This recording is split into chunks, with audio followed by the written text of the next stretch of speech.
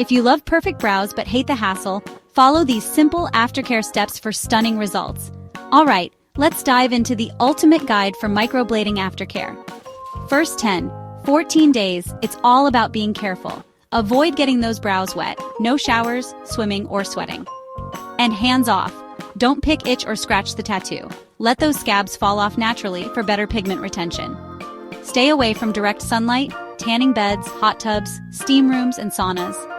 Avoid strenuous workouts that cause excessive sweating. Sweat and oil can blur those beautiful microblading strokes. No makeup on the brows, and sleep on a clean pillowcase.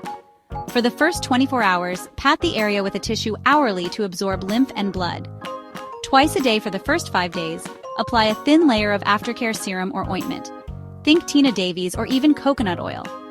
Gently wash your brows with antibacterial soap like Cetaphil or Dial's Sensitive Skin Foam Cleanser.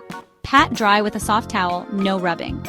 Once scabs start falling off, continue with your serum and washing routine, but avoid picking at scabs.